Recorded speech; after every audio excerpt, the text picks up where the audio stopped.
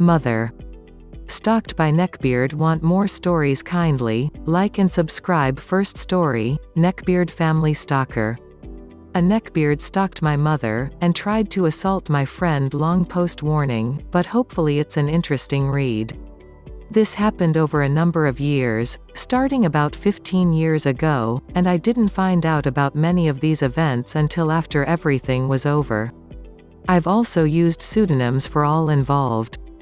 When I was in school, my best friend at the time was, I now realize, a neckbeard. Let's call him Sean. Sean had pretty much all the diagnostic features. He collected and played tabletop Warhammer, both fantasy and 40K, watched anime, played video games, and Magic: The Gathering, was a bit tubby, and usually had some literal neck stubble. He came to my house all the time to play video games, Magic, both of which I was into at the time as well, and in the process also became good friends with my mother. At the time he also liked one of the girls at school, now that I think of it, one of very few Asians at the school. But she didn't like him back, and when he got rejected, he didn't take it well. He talked to my mother about it *, and she tried to comfort him, and unwittingly became his emotional rebound. I had no idea of his infatuation with her at the time, and nor did she for that matter. This is where things started to get weirder. Sometimes after school Sean would just turn up at my house, or I would get home and find he'd gotten there a few minutes earlier and would be talking to my mum. I'm a pretty casual sort of guy, so I didn't mind. I thought all three of us were on very good terms, and it would sometimes be a good opportunity to hang out, though he did sometimes act a bit strange towards me. Now, Sean, my mum, let's call her Carol, and I all played table tennis at a local club. Carol, who had been single for a long time, would often talk with one of the guys at table tennis. Let's call him Paul, someone much closer to her own age. It was an entirely platonic relationship at the time, but still, more than Sean could bear. He started to get weirder. I moved to the city to start uni, leaving my mum and younger brother in the house. Sean never called me, though I tried to call once a week in what turned out to be a losing battle to keep the friendship alive. We started to drift apart, but in hindsight I think it wasn't just the distance that caused this. The main factor was probably his feelings for my mother. One evening, Sean must have sneakily approached the house. Not an easy feat as it's on a big, quiet country block and the driveway is very long, meaning you can easily hear any approaching car, so he must have parked some distance away and walked, probably while it was dark. Mum gets a text saying to check the back door, where she finds a very cutesy-looking big-eyed plush puppy toy. She didn't know what to think of it at the time. I think she was more confused than anything, and I only found out much later that this had even happened. What was going through Sean's mind I cannot imagine. Maybe everything is going according to the plan. Step 1. Become friends. Step 2. Deliver gift. Step 3. This woman, 21 years my senior and mother of my best friend, falls hopelessly in love with me. I understand this will make things awkward with her own son, but oh well. After the toy puppy seemed to have no effect, things took a creepier, darker turn. Sean started to occasionally drive past the house, or park at the end of the very long driveway and watch the house. From this distance you couldn't see any detail but could still see if people were home or moving about outside. If someone started to walk down the driveway to approach him, he would drive off. Sometimes during these surveillance missions he would encounter a snag. Paul would be visiting for a bit of table tennis practice, or a beer and chat. Then the nasty texts from Sean to my mum start. One exchange went like this. Sean, I know you're in there with him. Mum, no response. Sean, slut. If the puppy wasn't a clear sign to Carol that he was interested in her in that way, and it probably wasn't, she must now have known. Then he starts sending her articles from goodness knows what website about how relationships between older women and younger men can work, and are really healthy.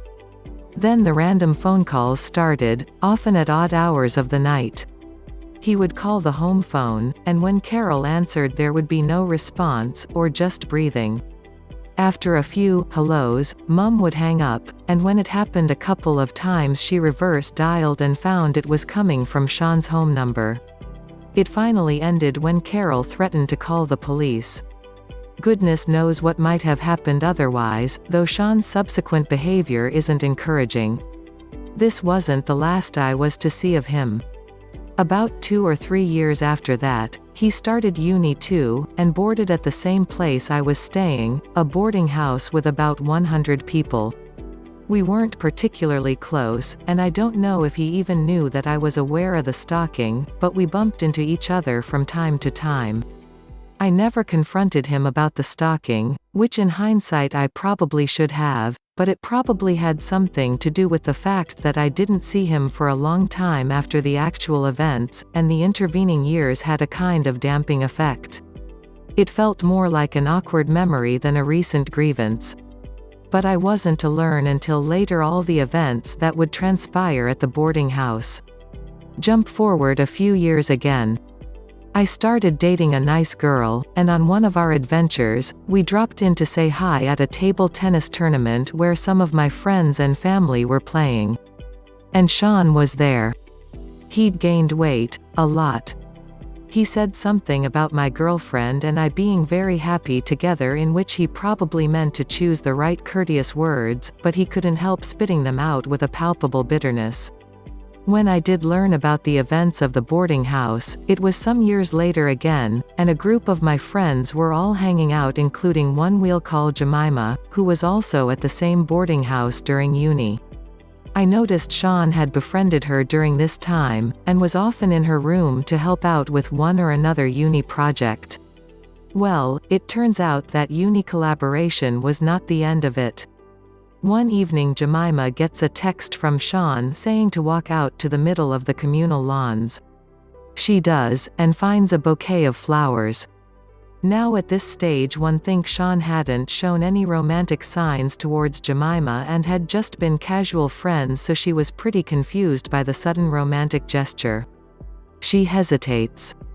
Then she gets another text, "Why aren't you taking them?" Jemima looks around, but sees no one. So Sean is obviously hiding somewhere out of sight, but is still able to watch her. I don't know how you can not realize how creepy that is, but he apparently managed to miss it. Then one fateful evening while hanging out with Jemima, Sean mentioned something about their relationship. She was like, "Our what? When did this happen?" Sean was evidently subscribing to what I'll call the Pokémon theory of relationships. Once you gain enough niceness points, your friendship levels up and evolves into a relationship. Apologies to Pokémon and everyone who plays it. I love the games but couldn't think of a better metaphor than this for the way neckbeards think relationships work. Unfortunately for Sean, real relationships do not know or obey the Pokémon theory, and when he was rejected, he became physical. He pinned Jemima to the bed and started telling her about all the things a man can do to a woman, which he'd apparently learned from the internet. He evidently thought this would be a good idea because she would hear all this and go, "Wow, this guy knows his stuff, and it sounds like a lot of fun." As you can imagine, his speech had exactly the opposite effect. She screamed. Thankfully, in a building with 100 people and everyone's dorm rooms wall to wall with each other, this was easy to hear, and is probably what saved her. He quickly fled the room, and what I can only imagine would otherwise have turned into assault, or worse, was thus averted. It's now been a few more years since I've seen or heard anything to do with Sean. Occasionally I think of him and it really troubles me that he's on the loose, assuming that he is. He's a disgrace to men and, much more importantly, a danger to women. Now that I've written all this out it seems pretty dramatic, but all of this unfolded gradually over a number of years, making it harder to see it in action. Like the frog who sits in the pot of water while it's gradually heated until the frog cooks, predatory neckbeardism took over Sean like some kind of gradually creeping disease until the transformation was complete. I wish I'd been able to stop it before it got that far. Guys, confront the Seans in your life. You can do better than I managed, I'm sure. Not that girls can't or shouldn't confront neckbeards, but I think they will be more likely to listen to other guys, that's all, since they are very efficient at dismissing any girl's opinion they don't like. Oh, you don't like me stalking you? Feminism is cancer. And girls. I'm sorry. I don't know if I could have stopped Sean from becoming this way, but in hindsight I could have tried harder, if I'd had a bit more courage, a bit better social understanding, or even an inkling of where this might have led. I didn't realize at the time that the problems were so much bigger than just a failing friendship. I'm not sure why he didn't talk to me at the time, but maybe it's because we just didn't tend to discuss relationships, girls, or even feelings very much in our friendship. I wouldn't have refused to talk about them or anything, though I never brought them up, and if anything I knew even less about them than he did at the time, so maybe that's the reason. Then again, I don't think it can be the only reason. I think it's a bit like when you don't catch someone's name at a party but you keep a conversation going for a while. The longer it goes, the more awkward it is to finally admit it and ask for their name. When some guys have a friendship that's gone on for years without ever discussing the touchy-feely things, it's like some invisible barrier forms over time, that makes it harder and harder to finally bring it up now, after all this time. There's probably a lesson here about toxic masculinity. Not that we were at all the locker room talk kind of guys, pretty much the opposite really, but still, toxic masculinity comes in many flavors, and we both could have benefited a lot from something like our men's lib. Next story. Moviebeard and Beardette. This happened in the early 2000s and is set in a certain movie rental chain that was extremely well known in the US at that point in time. I'm going to refer to these two together since they were a couple, and individually I don't know if there is enough for their own posts. Moviebeard, 30s, dating and living with Beardette. Beardette, early 30s. Has 2 to 3 kids, can't remember, exact hash isn't important, just that she had them. Kids were about 6 to 10 in age. Setting: movie store during the 2000s in a town that's on the smaller side. It wasn't super tiny or anything, but it was small enough that it wasn't uncommon for people to know each other. Particularly if you had interests in anything considered niche. If you were interested in comics, for example, you would almost absolutely know the people who frequented the comic book store since it was the only one in the general area unless you went into the city. I became acquainted with this couple after Beardette moved to our store. I can't remember the exact reasons, but essentially it was because of HR's policy on couples. Basically, it was something along the lines of you couldn't have 2 people dating in the same store if one was at a higher management level than the other. Moviebeard stayed at the old location. My specific introduction to Moviebeard was when he called to check on whether or not we had a film, something that was fairly typical. He was flirty and I responded to it, since it was nice to receive the attention and he had a nice voice. As soon as I got off the phone, the store manager made sure that I wasn't actually interested in him and made me aware that he was dating Beardette. She also filled me in on some other things about him that would immediately invalidate him as a dating candidate. The guy was the type who viewed himself as highly intelligent and saw those around him as morons. Even if he did view you as intelligent, you were never as smart and clever as he was, and he would continually talk down to you. The guy would try to sleep with any woman that fit within his preferred age range. I know that he made people pretty uncomfortable, but he was smart enough to keep his creepier actions under control for the most part. I remember he got in trouble because of his interest in a teller at the bank his location used. What got him in trouble was that the woman started working at another branch that was just outside of the distance limits that the company allowed. I'm not sure if her move was due to him or other reasons, so I don't want to speculate on that. In any case, he began driving to her location to perform the daily banking tasks. It was eventually discovered, of course. I can't remember if he was fired over this or not, but I wouldn't be surprised. Now Movie Beardette was her own interesting person. She generally wasn't that bad to work with as long as you did your job and kept the conversations to general topics such as, well, movies. Her main issues really pertained to Moviebeard. Despite living with and being in a relationship with her, he would refuse to watch her children. I can't remember what his requirements were to watch the kids, but ultimately he wouldn't watch them even when she was unable to find a babysitter. If she could find a babysitter and he wasn't working, there would be Moviebeard, staying with them while they were being watched unless the kids went to the other person's home. This led to her having to take them with her to work. Initially she was allowed to keep them in the back room with the implicit understanding that this was a temporary solution and that they would behave and clean up after themselves.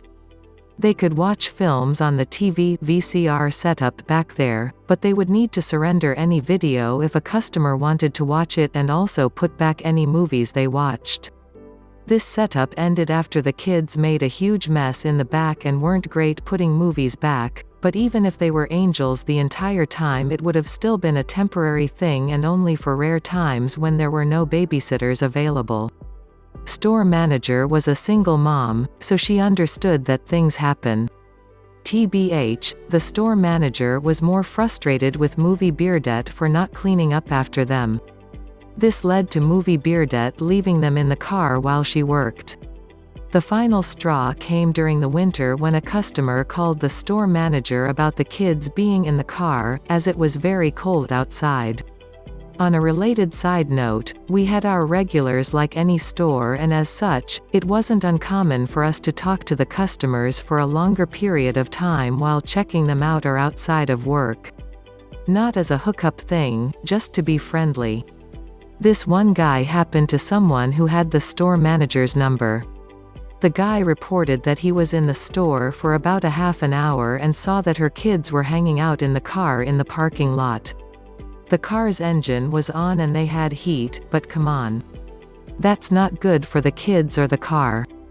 I seem to remember this being an issue in the past, as she would sneak the children into the store once the store manager or certain employees weren't working, but eventually she would just keep them in the car. What ultimately happened is that the store manager drove up, caught her, and made her take the kids home. Store manager asked about Moviebeard and was told that he didn't want to watch them. Come to find out way later on, apparently this spilled into her non-work life as well after the younger kid mentioned to his teacher that he hated it when mommy made me stay in the car while she worked, since it was so cold outside. So CPS was brought in, but I don't know what came out of any of that.